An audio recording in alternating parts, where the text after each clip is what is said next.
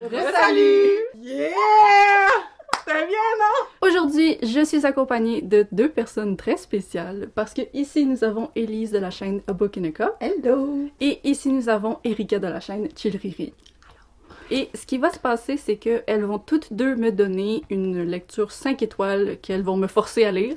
Et donc, j'ai aucune idée c'est quoi. Je vais le découvrir devant vous. Et par la suite, sur leurs chaînes respectives, on va faire le même truc. Sauf que cette fois-ci, ce sera Élise et moi qui vont donner nos livres à Erika.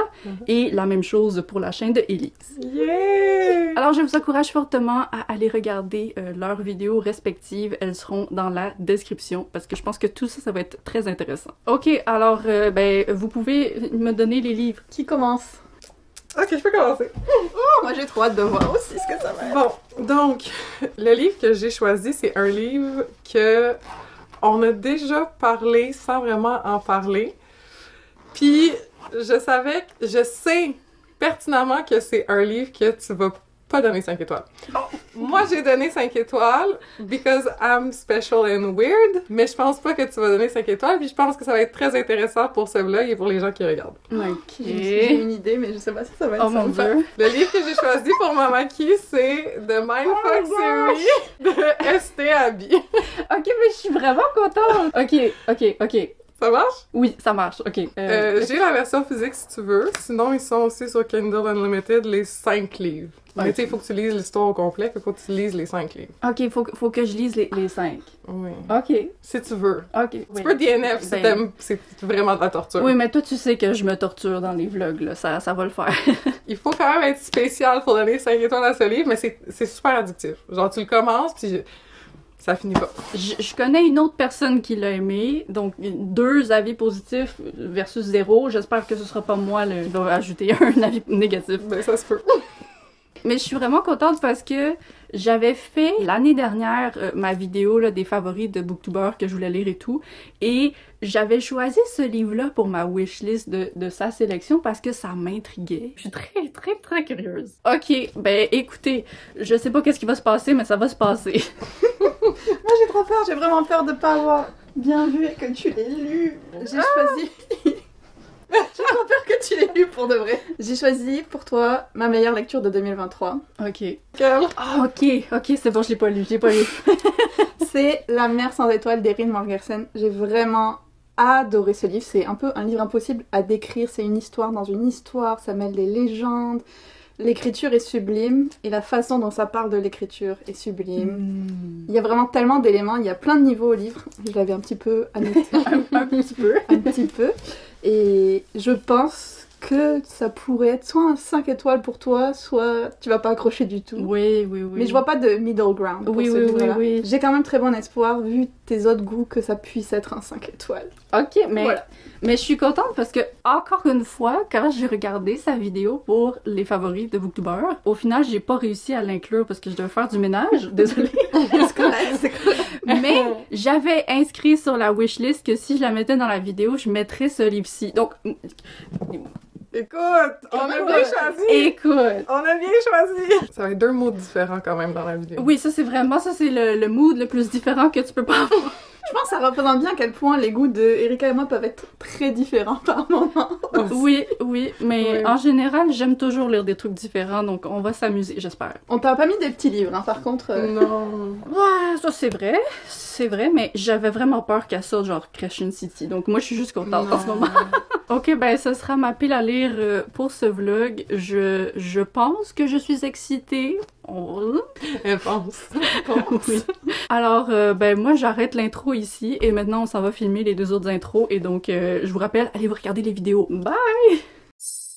On a tendance à croire que la lecture, c'est pas quelque chose de demandant physiquement, mais moi, pour avoir lu Captive, je peux vous assurer que ce livre m'a fait suer. Et donc, quand Wild m'a contacté pour collaborer avec eux et que j'ai vu qu'ils avaient une gamme de produits de toilette sans plastique, avec un étui réutilisable et des recharges compostables, j'ai tout de suite été séduite. Parce que maintenant, non seulement je peux continuer à lire en sentant bon, mais aussi je réduis mon impact sur l'environnement. J'appelle ça une double victoire. Je vais vous montrer comment l'étui fonctionne parce que je trouve que ça a été super bien conçu. Il suffit simplement de venir peser sur les côtés. Ça fait qu'on peut enlever la base et ensuite on vient juste placer notre recharge là-dessus. On reglisse l'étui par-dessus et ensuite tu tournes la base pour faire remonter la recharge jusqu'où t'en as besoin. Moi, étant allergique à beaucoup de produits, j'ai été super contente de voir qu'ils avaient des options pour la peau sensible et non parfumée. En plus du fait que tout est vegan et aussi sans sel d'aluminium. Pour moi, les options de peau sensible, c'est vraiment ma priorité numéro 1. J'aurais pas accepté la collaboration sans ça. Mais ce qui est cool, c'est que non seulement il y a peau sensible non parfumée, mais il y a aussi des options parfumées pour la peau sensible. Donc personnellement, j'ai testé le Cherry Blossom et le Thunderstorm et je dois dire que j'ai un coup de cœur pour celui-ci, ça sent tellement bon. On peut commander leurs produits dans le monde entier, alors si ça vous intéresse, je vous invite à aller voir le lien dans ma description, wearewild.com. Et bien sûr,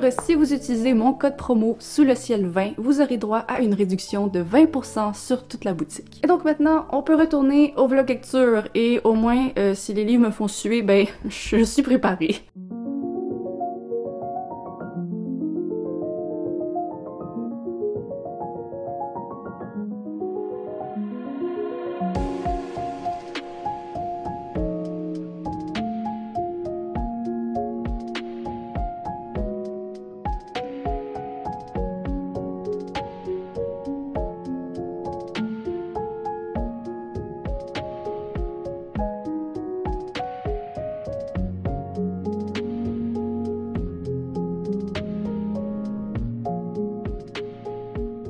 Ok, premièrement, Erika, qu'est-ce que t'es en train de me faire lire? Et deuxièmement, pourquoi c'est le truc le plus divertissant au monde? Présentement, je suis rendue à la page 270, ce qui est à presque la moitié. Ce livre, c'est une intégrale de 5 livres et je suis présentement au début du 3e. Donc je vais vous parler de mon avis certainement, mais d'abord on va parler du résumé. Alors, The Mindfuck Series, c'est une sorte de romance thriller psychologique à propos d'un couple qui est formé d'une femme qui tue les hommes qui lui ont fait du mal dans son passé et d'un agent du FBI qui est bien sûr en train de chercher la personne qui tue les personnes qu'elle est en train de tuer. C'est un scénario que j'ai lu à plusieurs reprises et je dois dire que c'est toujours divertissant. Il y a quelque chose de vraiment agréable dans la dynamique d'avoir quelqu'un qui commet des crimes et qui est lié très personnellement, très profondément à la personne qui cherche justement la personne qui commet ces crimes. Et donc, c'est clairement une œuvre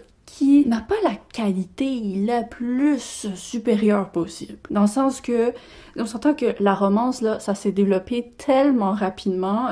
Dans n'importe quel autre scénario, je pense que j'aurais déjà comme abandonné le truc parce qu'il y a 3 pages où ils se parlent et après ça, les sentiments et l'attirance physique est développée comme ça. Ok, juste pour être la plus juste possible, c'est pas vrai que c'est genre en quelques jours qu'ils ont développé leur relation parce que au début du roman, il y a clairement un saut dans le temps de plusieurs semaines. Donc oui, ok, ça s'est pas développé comme ça, mais nous, en tant que lecteurs, ça se développe comme ça devant nos yeux parce qu'on n'assiste pas aux semaines de développement. Ils commencent très rapidement à coucher ensemble tout le temps et ou surtout à s'embrasser en public. Je suis désolée là, mais le nombre de scènes où cet agent du FBI met sa langue profondément dans la bouche de la protagoniste, mais genre dans le couloir des bureaux du FBI devant plein d'agents, moi je me pose des questions. Mais je m'en fous. Le récit est tellement addictif et divertissant que j'arrive à me foutre de ces trucs-là qui me dérangent. La plume, il y a vraiment rien de spécial, là. Ça se lit. C'est exactement ça dont je parlais, ok, dans mon vlog de Captive. Que moi, en voyant le succès de cette œuvre-là, je m'attendais à lire quelque chose qui se faisait un petit peu comme de la fanfiction, où tu sais que c'est pas quelque chose qui augmente ton quotient intellectuel pendant que tu lis, mais c'est agréable. Et donc ça, oui, ok, la plume, il y a rien d'exceptionnel, mais il y a rien de désagréable. Il y a rien qui t'empêche d'apprécier ce que tu lis parce que les phrases ont du sens. Je sais pas à quel point c'est vrai ça. Je pense que j'étais un petit peu trop obnubilée par le plaisir de ma lecture pour comme reconnaître les choses qui allaient pas. Mais non, il y avait des problèmes, ok, dans l'écriture, mais je suis d'accord que ça m'empêchait pas d'apprécier le roman. Et donc vraiment pour l'instant, genre, je suis, j'allais dire impressionnée, puis je sais pas si impressionnée c'est le mot que je peux dire. Mais oui, je suis impressionnée, parce que c'est ça, il y a tellement de choses qui devraient me déplaire là-dedans, et oui, ok, ça me déplaît, mais ça m'empêche pas de passer un super bon moment de lecture. Là, c'est sûr qu'on est encore au au début du truc. L'intérêt amoureux a pas encore conscience que ben, sa copine, c'est la personne qui tue tout le monde en arrière. Et je soupçonne que quand ces trucs-là vont se manifester, ben là, peut-être que ça va devenir énervant, mais j'espère vraiment que non, parce que pour l'instant, il y a des trucs qui auraient pu prendre cette direction énervante et ils l'ont pas fait. Alors je me dis peut-être que la personne qui a écrit ça, Esti Abby, là, peut-être que c'est exactement ce que nous, en tant que lecteurs, on recherche pour avoir du moment de divertissement sans tomber dans les clichés qui sont vraiment comme lourds à lire, parce que tu sais exactement où est-ce que ça s'en va, puis c'est pas des chemins qu'on a envie de lire. Donc voilà, pour l'instant, je suis agréablement surprise. C'est ridicule, là. C'est ridicule comme truc, mais chaque fois que j'ouvre le livre, je suis contente de le faire. Chaque fois que je le referme, j'ai hâte de le continuer. Donc, merci Erika. C'est sûr que j'apprécierais qu'il y ait un petit peu moins de scènes épicées. Un petit peu moins. Surtout puisque c'est tout le temps comme, ok, les deux personnages étaient séparés, là, ils se rencontrent à quelque part, et après 2 paragraphes, son engin reproductif est déjà entré. C'est rapide leur truc, ok? C'est rapide! Mais bref, je vais aller le continuer, probablement le terminer avant qu'on se reparle et... J'espère que ça va continuer à être une bonne lecture.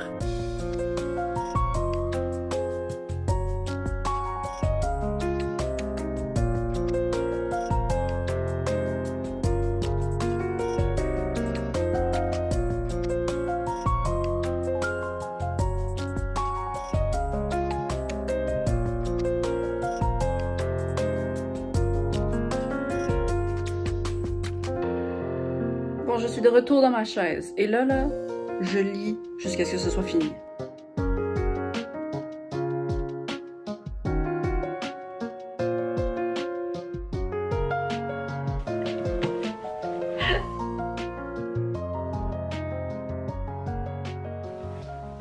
Ok, donc, ce livre, c'était tellement n'importe quoi. C'était ridicule, irréaliste, pas très bien écrit, les relations étaient pas crédibles, l'enquête était pas crédible, les événements étaient pas crédibles. La seule chose en fait qui est crédible à propos de ce truc, c'est le divertissement extrême qu'il m'a procuré. Je comprends pas comment j'ai autant aimé, mais j'ai beaucoup aimé. J'avais peur que ça m'énerve, ça m'a pas vraiment énervé. En lisant la fin, j'avais peur qu'elle me déçoive, mais la dernière page a tout rattrapé. C'est fou de me retrouver avec un livre entre les mains qui fait tout pour que ça fonctionne pas, mais au final, ça fonctionne. Je réfléchissais à ce livre et au fait qu'il a été auto-publié, et je me demandais, est-ce que je l'aurais plus aimé s'il y avait eu le travail d'un éditeur là-dedans? Ben, peut-être que l'autrice a fait affaire à des éditeurs professionnels, mais l'impression que j'ai en lisant ce livre, c'est que s'il avait été publié en maison d'édition, il y a beaucoup de trucs là-dedans qui n'auraient pas passé. Et j'essaie d'imaginer à quoi ça ressemblerait, cette histoire-là, dans un roman peut-être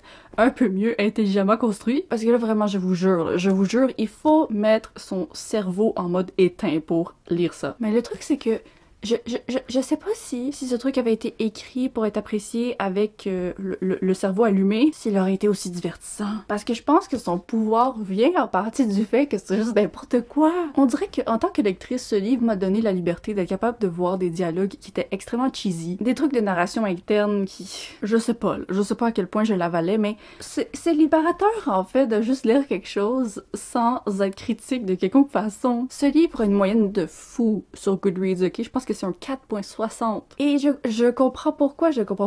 Ça aurait été impossible pour moi qu'il soit un coup de cœur. Je peux pas me permettre de donner 5 étoiles à quelque chose qui est écrit comme ça. Mais le divertissement était tellement pur, l'expérience de lecture était tellement agréable que pour moi, c'est un 4 étoiles. Je suis vraiment contente parce que je savais que c'était encore possible pour moi d'apprécier des livres de ce style, des genres de trucs que je lisais quand j'étais jeune adolescente, puis c'était vraiment comme juste du bonbon pur. Je savais que j'étais encore capable, en tant qu'adulte, d'apprécier quelque chose comme ça, mais je commençais à en douter de plus en plus parce que je tombais juste sur des livres qui étaient mal écrits et énervants. Des trucs qui me frustraient tellement que j'en avais mal physiquement. Mais là, ok, c'est ridicule, mais j'ai du plaisir. Merci! Ça fait du bien d'éteindre son cerveau parfois. Donc, sais-tu quoi, Erika? Tu m'as fait lire 683 pages de n'importe quoi, mais je t'en remercie. Et donc maintenant, nous allons passer à la lecture choisie par Élise. Et là, j'ai un petit peu peur parce que j'ai feuilleté rapidement le livre tout à l'heure. Moi, vu comme ça, là, je me disais, bon, un petit livre, pas aussi long que les 683 pages que je viens de me taper. Mais,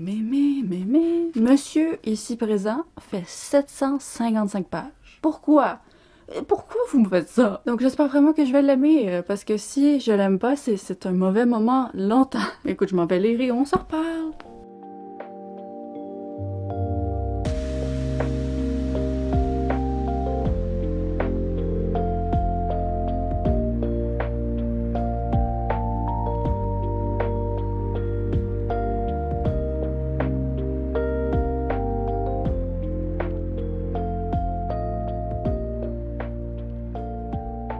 Hello, alors premièrement, j'ai plus de cheveux. Hey! Ça fait tellement du bien, ok? Ça fait du bien. Deuxièmement, j'ai pas beaucoup de temps. Je vous parle genre 2 secondes juste pour vous dire que je suis à la page 300. Pour l'instant, j'aime bien, mais comme mentionné, j'ai pas le temps de vous en parler parce que je pars à un chalet pour aller regarder l'éclipse solaire. C'est quelque chose que j'attends depuis que j'ai l'âge de savoir qu'il y a ça qui m'attend un jour. La raison principale pour laquelle ma chaîne s'appelle Sous le ciel, c'est parce que autrefois, j'avais un blog où je parlais d'astronomie et de lecture. Et c'est comme toutes les expériences que j'ai dans ma vie se font sous le ciel. Ah mon dieu. Excusez, il y avait un insecte. Alors, c'est ça, je suis vraiment excitée. Je sais pas si je vais être capable de la filmer et peut-être que je vais juste genre vouloir me concentrer sur le truc, mais on sait jamais. Dans tous les cas, c'est ça. J'apporte cette lecture au chalet. J'aimerais ça la finir là-bas. Et donc, on se reparle bientôt.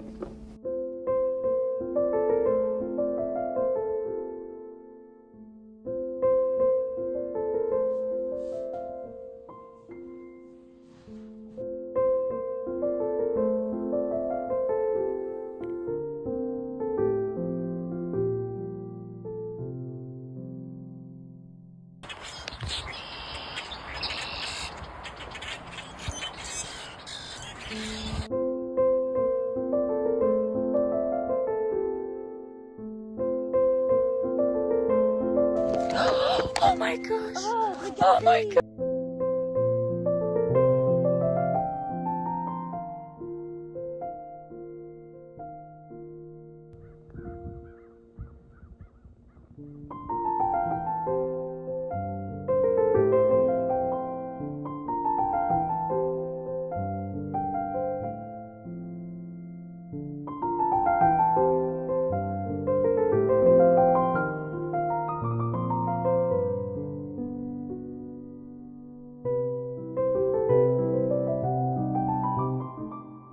Hello, je suis de retour à la maison. J'ai terminé La mer sans étoiles et je vous parle aujourd'hui en tant que personne qui a vu une éclipse solaire totale. C'était merveilleux et j'arrive pas à croire. Le ciel bleu, dégagé, sans aucun nuage qu'on a eu. Bon, ok, j'attendais cette éclipse depuis une dizaine d'années, mais ça faisait une dizaine d'années que je savais que statistiquement, il y a 90% des 8 avril au Québec qui sont 100% de couverture nuageuse. Et donc, je veux dire, je priais très fort pour avoir un ciel dégagé, mais je l'ai eu. Tout le monde achetait des vols d'avion pour aller genre au Texas ou au Mexique pour être sûr d'avoir le ciel dégagé. Et finalement, c'est eux, ils ont eu de la pluie, puis nous, au Québec, le 8 avril, on a eu un beau ciel bleu. Ah, toutes les circonstances étaient là.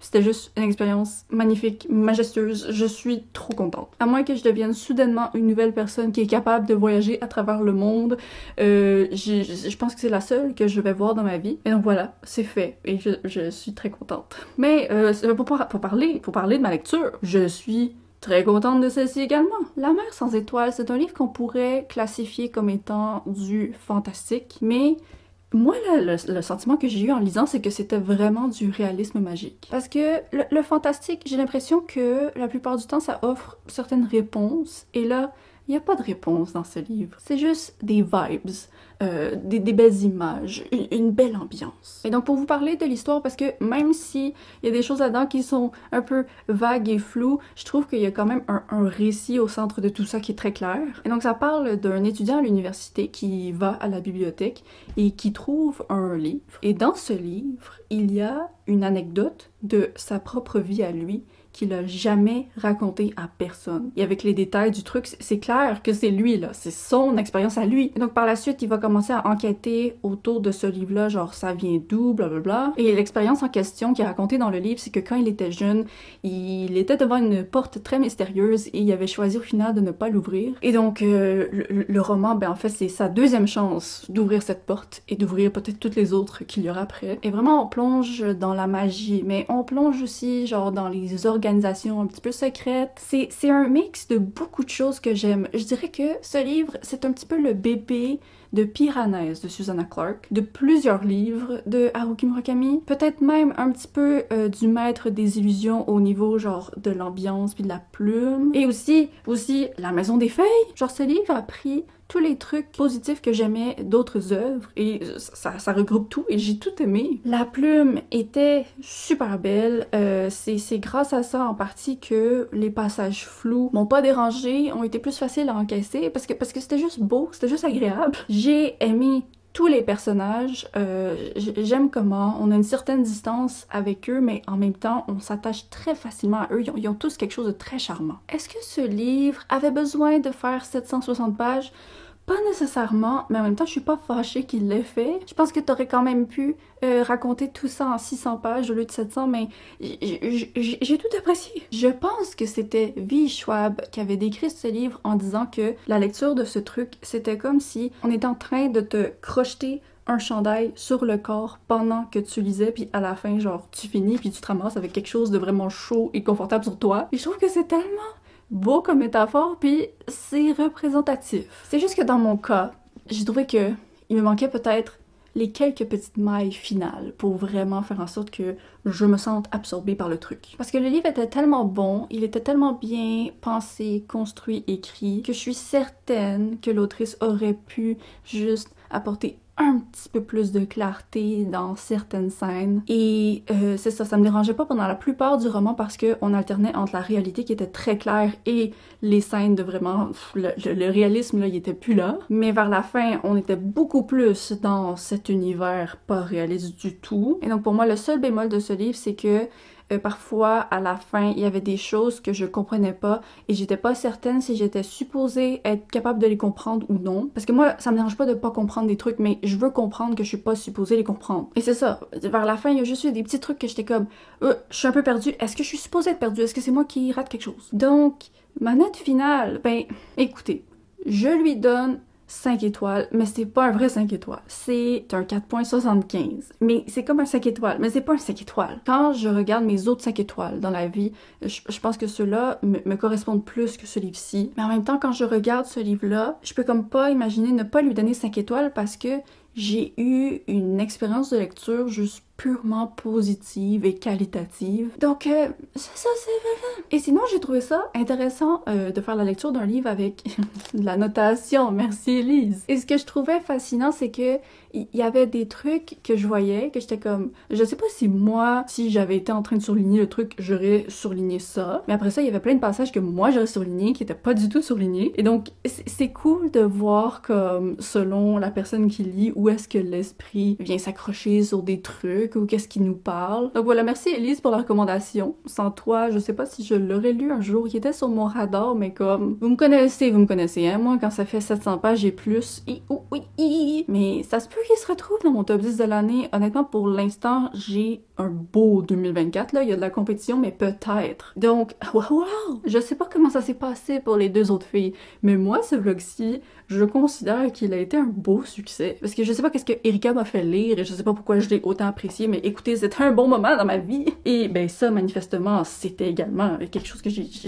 5 étoiles. Pas un vrai 5 étoiles, mais quand même un 5 étoiles. Donc c'est ici que le vlog se conclut et j'ai très hâte d'aller voir les leurs. Parce que je suis pas certaine, hein, des livres que je leur ai recommandés, c'est pas comme mes favoris de tous les temps, surtout celui que j'ai donné à Elise. C'était plus comme des trucs que j'avais envie de les voir lire, des trucs qui allaient peut-être les pousser hors de leur zone de confort. Donc c'est ça, nous les trois, on s'était donné comme règle de pas rien se dire pendant qu'on tournait ces vlogs, genre on sait pas qu'est-ce que les autres ont pensé. Même moi, genre quand j'ai marqué les livres comme étant lus sur Goodreads, j'ai même pas mis de notes, donc ça va être la belle surprise, je suis excitée. Donc avant de se laisser, j'aimerais que vous me dites dans un commentaire si vous avez déjà lu des livres que vos amis vous avaient recommandés et si ça a été une expérience positive ou pas. Parce que moi, avec le résultat de ce vlog aujourd'hui, je crois que je peux faire confiance à mes amis. Et donc n'hésitez pas à vous abonner si ce n'est pas déjà fait ou alors à rejoindre la communauté exclusive pour avoir accès à du contenu bonus. Je vous remercie d'avoir regardé cette vidéo et on se revoit dans 2 semaines pour la prochaine. Bye!